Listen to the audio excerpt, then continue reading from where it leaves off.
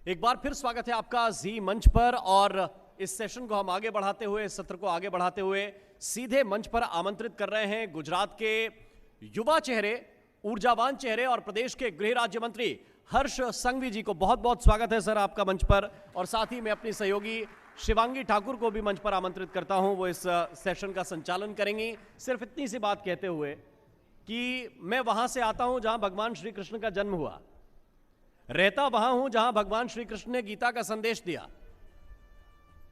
और आज वहां खड़ा हूं जिस धरती पर भगवान ने यह बताया कि प्रजा का पालन कैसे किया जाता है। एक राजा के रूप में द्वारिका में जहां भगवान श्री कृष्ण ने राजा के रूप में प्रजा का पालन करना हमें सिखाया, आज उस धरती धन्यधरा गुजरात पर हम हैं।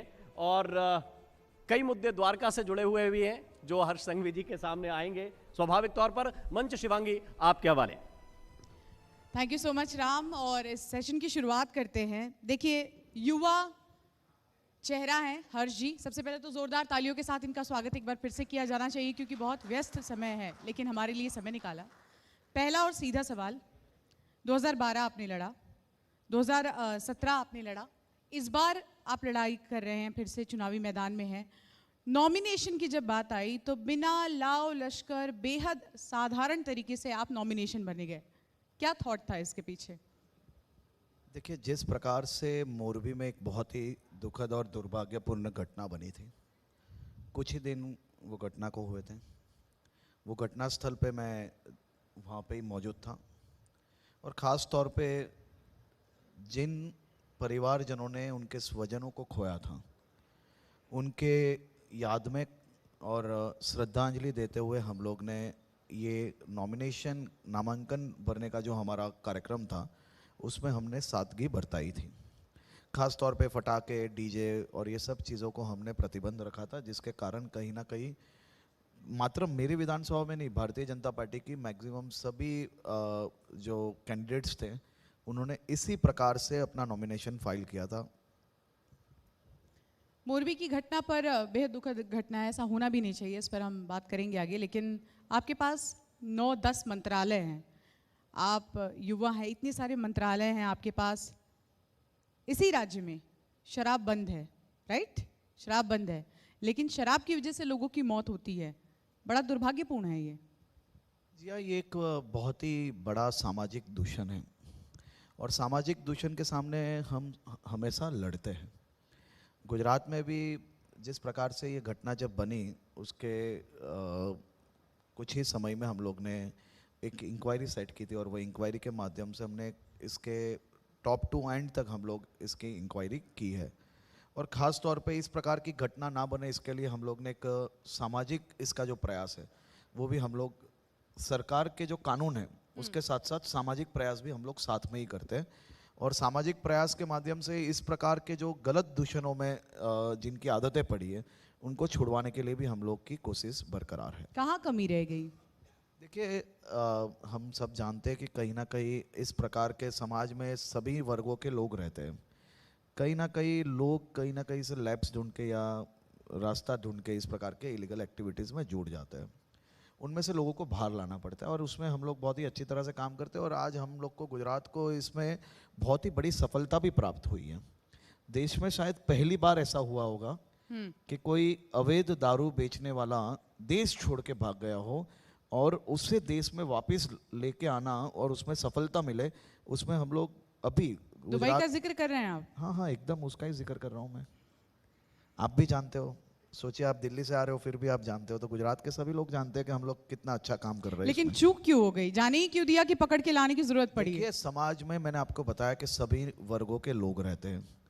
किसी ने समाज में इस प्रकार का दूषण फैलाने की कोशिश की, हमने गंभीरतापूर्वक उसमें कदम उठाए हैं, और हम उसको मात्र कानूनी तौर से नहीं लेकिन सामाजिक तौर से भी ये लड़ाई में नीचे तक जाते हैं और लोगों को इस प्रकार के दूषण में से बाहर लाते हैं।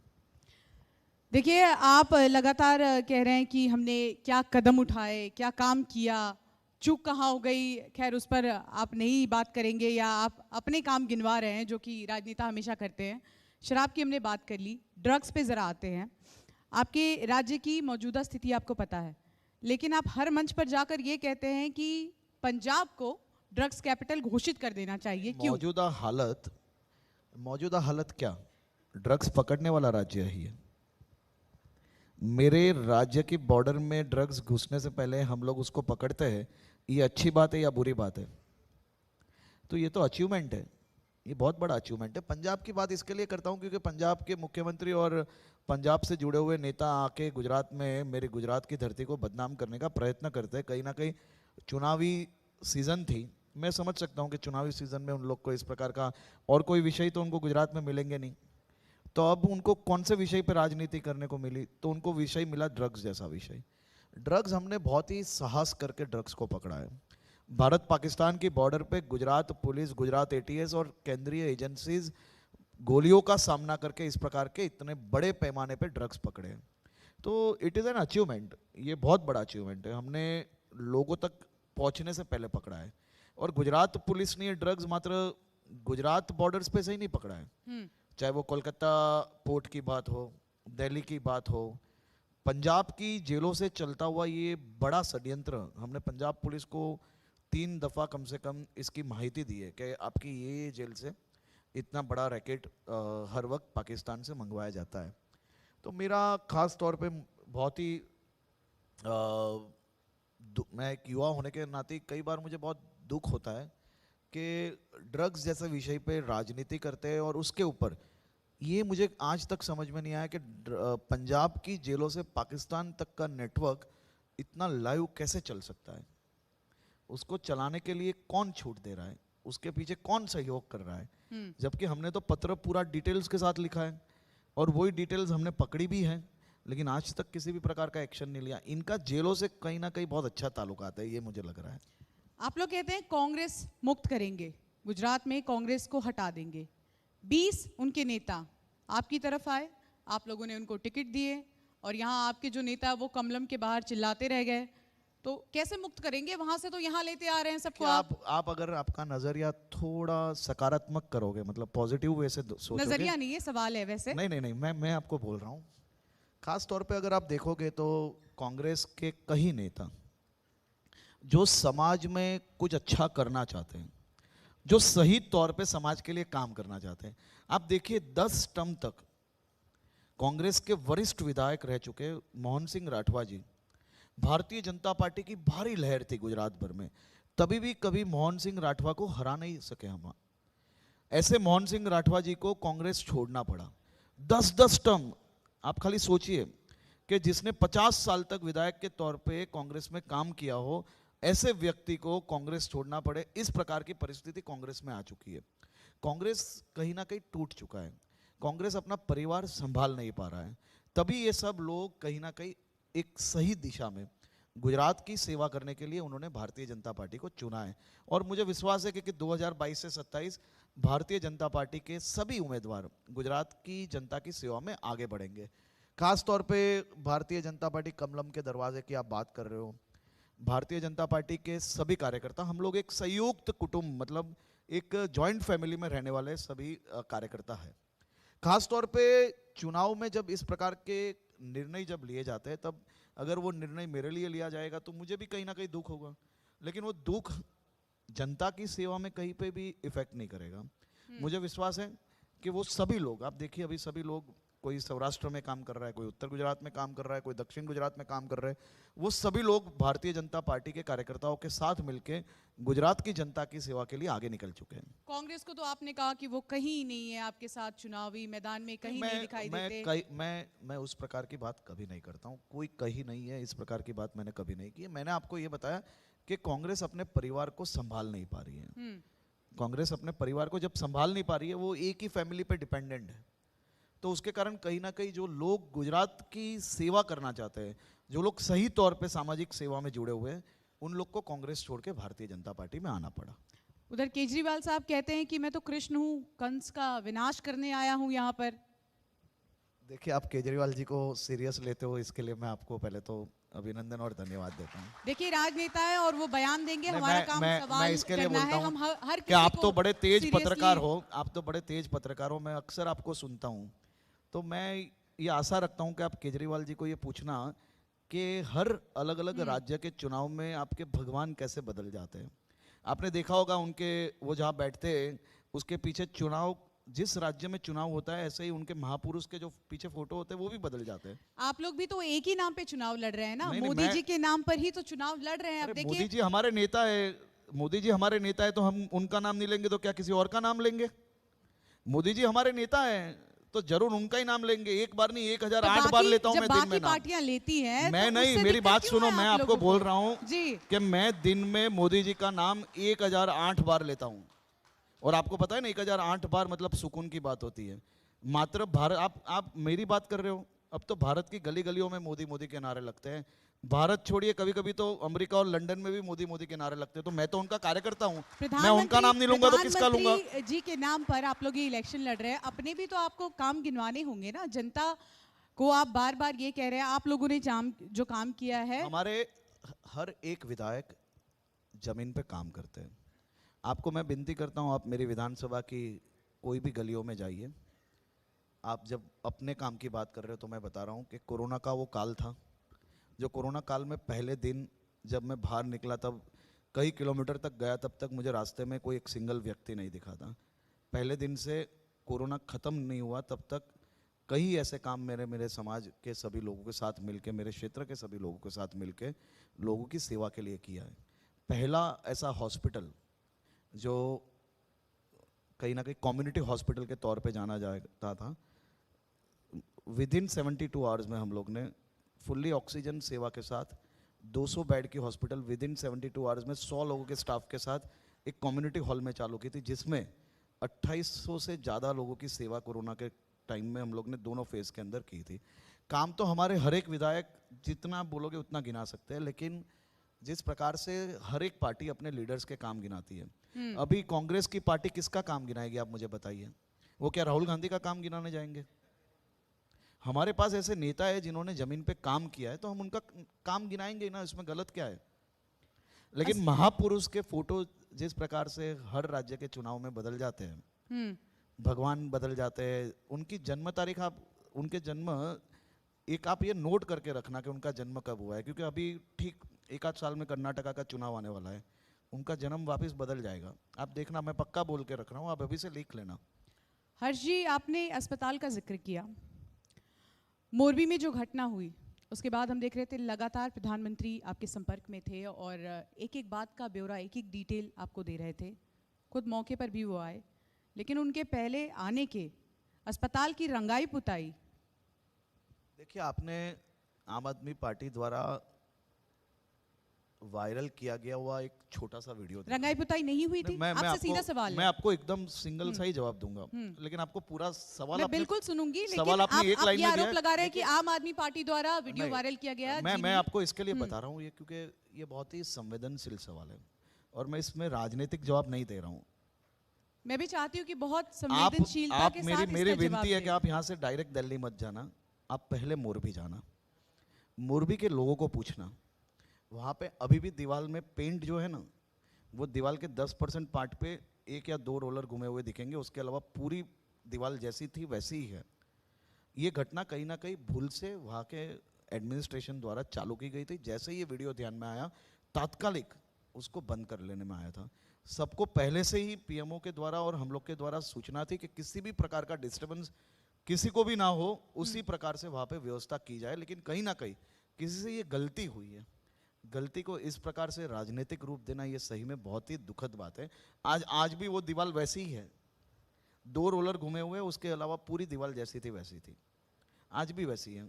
और उसमें हमने बहुत ही गंभीरतापूर्वक मोरबी में जिस प्रकार की ये दुखद घटना हुई, और वो दुखद घटना के बाद मोदी जी और ये देश के यूएचएम अमित शाह जी दोनों जन सुबह 6 बजे तक एक एक व्यक्ति को ठीक से ट्रीटमेंट मिली नहीं मिली, एम्बुलेंस टाइम पे पहुंचा या नहीं पहुंचा, fire brigade, army, air force, navy, ये सभी लोगों को वहाँ पे पहुंचाया गया और उसके बाद उन लोग की कहीं ना कहीं उनके बचाव कार्य चालू हो गए। मोदी जी खुद घटनास्थल पे आए। घटनास्थल पे आते ही उन्होंने सबसे पहले ये पूछा कि पहला दर्दी हॉस्पिटल घटना बनने के कितने मिनट के बाद पहुंचा था। आप सोचिए, उसके बाद कि एक दर्दी पहुंचने के बाद दूसरे दर्दी, इतने सारे लोगों को जब हॉस्पिटल तक लाना था तो किसी भी प्रकार की एम्बुलेंस, 108 किसी भी कमी पड़ी। एम्बुलेंस जब रास्ते से निकल रही है तो उसको कहीं पर रोकना पड़ा, कहीं पर लोग जाम हो गए, इस प्रकार की तकलीफ। हॉस्पिटल लाया गया तो उनको ट्रीटमेंट मिली या नहीं मिली, प्राइवेट हॉस्पिटल्स ने कितनी मदद की। मोदी जी ने बहुत ही बारीकाई से एक एक विषय में बहुत ही गंभीरतापूर्वक प्रश्न पूछे थे और कई सजेशंस भी दिए थे। और ये बहुत ही दुखद और दुर्भाग्यपूर्ण घटना है और उसमें सही में सरकार ने हर एक मुमकिन प्रयास किए। विरोधी सवाल करते हैं कि कार्रवाई जहां होनी चाहिए थी वहां नहीं हुई। अब मैं ये सवाल आपसे पूछूंगी तो आप कहेंगे एफआईआर उठा लीजिए। नहीं नहीं, मैं इसके लिए बोलूंगा और- क्योंकि आपने मेरा कल का आपने नहीं, इंटरव्यू आप में यही जो कहेंगे कि आप पत्रकार नहीं, हैं, मैं तो FIR आपको उठा बोल ही रहा हूँ, लीजिए। मैं तो अभी भी आपको बोल रहा हूँ कि आप एफआईआर उठाइए, एफआईआर को हिंदी में ट्रांसलेट कीजिए, इसको ठीक से पढ़िए और एफआईआर पढ़ने के बाद अगर आपको लग रहा है कि हमारी कोई गलती है तो मैं उस पर जवाब देने के लिए तैयार हूँ। हम लोग ने एफआईआर में बहुत ही क्लियर लिखा हुआ है कि ये ब्रिज की जिसने मरम्मत की है, मतलब जिसने ये ब्रिज को कहीं ना कहीं मेंटेनेंस का काम चल रहा था वो मेंटेनेंस का काम किया वो एजेंसी, जिसने सरकार के साथ पीपीपी माध्यम पे ये ब्रिज को चलाने के लिए जिम्मेदारी ली है वो एजेंसी, एजेंसी से जुड़े हुए सभी लोग में हर एक व्यक्ति आ जाता है तो उसमें मालिक बच नहीं जाता है। और उसके अलावा ये ब्रिज की दुर्घटना में जो लोग शामिल है वो सभी लोग, मतलब 360 डिग्री हमने ये एफआईआर की है और इस पे हाई कोर्ट, कमेटी, पुलिस सभी लोग अपनी अलग अलग तरीके से एकदम तपास चालू है और मुझे विश्वास है कि इसमें सभी परिवार को न्याय मिलेगा। मेरे भी घर में एक छोटी सी बेटी और छोटा सा बेटा है, मैं वहाँ पे इस स्थल पे पूरी रात वहाँ पे बैठा हुआ था, मैंने हर लोग को वहाँ से ले जाते हुए देखा है, मैंने खुद ने कई लोगों को उठाया है। मतलब ये चीज़ के लिए किसी को इसमें कुछ बोलने की ज़रूरत नहीं पड़ेगी, मैं बस इतना कह सकता हूँ आपको। दुखद घटना है। मोरबी से अब आपको लिए चलते हैं खेड़ा। खेड़ा में हमने देखा क्या हुआ नवरात्रि के दौरान, स्टोन पेल्टिंग और उसके बाद पब्लिक फ्लॉगिंग और उसके बाद आपका बयान। आपने मेरा पूरा बयान सुना था या आपने भी खाली एक ही लाइन सुनी थी? नहीं, आपके बयान पर ही ये सवाल पूछ रही हूँ कि नहीं, आपका जो मैं बयान है जिसके अलग अलग मायने निकल रहे हैं, आज इस मंच पर फिर से एक बार मौका दिया है हमने आप तो महिला हो और ख़ास तौर पे अगर आप अच्छी तरह से जानते होंगे कि गुजरात और गरबा ये एक दिल दो जान है। गरबा हमारी पहचान है और मेरी गुजरात की बेटी रात को जब गरबा खेल रही हो उस पर कोई पत्थर मारे और पत्थर मारने वाले के मानव अधिकार की बात जरूर से करेंगे लोग, लेकिन जो गुजरात की बेटियों ने पत्थर खाए थे उसके भी तो मानव अधिकार होते या नहीं? स्टोन पेल्टिंग हम को सही नहीं ठहराते, हाँ, लेकिन क्या पब्लिक फ्लॉगिंग हुई आप जरा उसको भी सही नहीं है। ठहराते? मैंने कभी नहीं कहा ये, आपने अगर मेरा बयान ठीक से सुना होता तो आप ये प्रश्न नहीं करते। मैंने मात्र ये कहा है कि जिसने स्टोन पेल्टिंग की है अगर उसके मानव अधिकार की आप बात करोगे तो आप इतना बड़ा कम से कम 12 तो राज्य में कोई नियम कानून नहीं है? नहीं, नियम कानून तो होता ही है ना, नियम कानून का तो जवाब मिलेगा ही, उसमें आप छोड़ लीजिए बात, वो उनको जाके पूछना, वो आपको जवाब देंगे अच्छी तरह से। मेरे गुजरात की बेटियों पे कोई पत्थर मारने की हिम्मत नहीं करना चाहिए, ये बहुत क्लियर है। यहाँ पे गरबा 2-2 बजे तक लोग खेलते हैं, कहीं से भी आपने कोई घटना सुनी? यहाँ पे सभी समाज साथ में मिलकर आगे बढ़ते हैं, लेकिन कोई खुद जानबूझ के इस प्रकार की घटना करेंगे और उसके पीछे अचानक चुनाव के समय क्या है कि बहुत सारी मानव अधिकार संस्थाएं बन जाती है। 12 पन्नों के लेटर्स उन्होंने लिखे, गवर्नर को लिखे, यहाँ लिखा वहाँ लिखा, मुझे भी कई लोगों ने लिखा, मेरे पे कार्रवाई करने के लिए भी लिखा उन्होंने, लेकिन मेरा ये मानना है कि 12 पन्नों में उनको एक लाइन भी मेरी गुजरात की बेटियों के लिए लिखने को मन नहीं हुआ। क्या उनके मानव अधिकार की कोई बात ही नहीं करेंगे? आप मात्र माइनॉरिटी हो उसके लिए मानव अधिकार की बात, तो मेजोरिटी होना क्या कोई गुनाह है? ये कैसे कर सकते हैं? ऐसी बात कैसे हो सकती है? आप करिए ना, आप ये बताइए कि इस प्रकार के जो घटना हुई है उस पर पुलिस पे आप कदम उठाइए, वो बात आपकी हक है, आप बताइए, कोई प्रॉब्लम नहीं है। लेकिन आप ऐसे कैसे बोल सकते हो कि इन लोग के मानव अधिकार का देखिए और जो जिन लोग ने पत्थर खाया उनका कुछ नहीं? भाई वो तो मेजोरिटी में, उनको कुछ नहीं, उनका तो चलता रहता है। ऐसे थोड़ी ना होता है भाई, कड़ा जवाब मिलेगा। अगर एक पत्थर मारने की भी भूल करेंगे तो उस पर हम कानूनी तौर से कड़े कदम उठाएंगे, उसमें कोई दो मत नहीं है। आप कह रहे हैं कड़ा जवाब मिलेगा।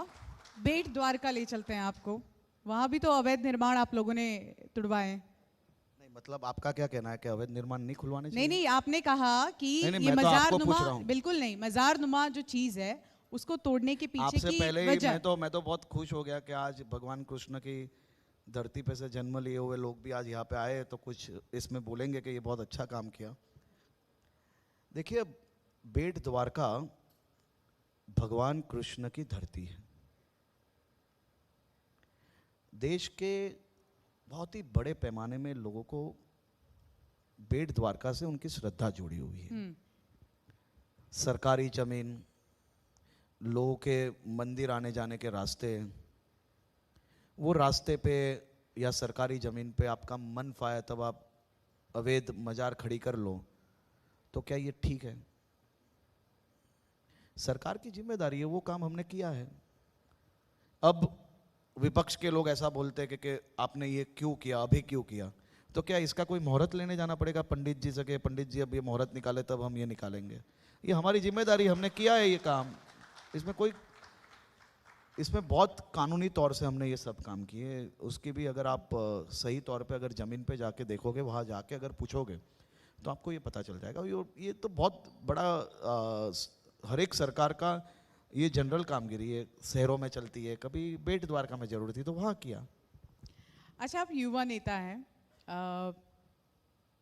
जिस तरह से गुजरात में मुख्यमंत्री बदलते जा रहे हैं और युवा चेहरा ऊपर की ओर जा रहा है, तो भविष्य में या वो एक गोल जो है मुख्यमंत्री का जो सीट है, अपने आप को कहीं देखते हैं वहाँ? देखिए, मैं भूपेंद्र भाई पटेल का एक मजबूत सैनिक हूँ और उनके साथ इसी प्रकार से आने वाले 5 साल एक कार्यकर्ता के रूप में गुजरात की सेवा करने के लिए तत्पर हूँ। और आने वाले 5 साल भूपेंद्र भाई पटेल के मार्गदर्शन में गुजरात में भारतीय जनता पार्टी गुजरात की जनता के लिए, खासतौर पे सामाजिक हो, हेल्थ सेक्टर है, एजुकेशन सेक्टर है, लॉ एंड ऑर्डर के सेक्टर्स है, सभी सेक्टर्स को साथ में मिला के और आगे बढ़ाने के लिए हम लोग तैयार हैं। आखिर में एक सवाल, MIM की बात कर लेते हैं।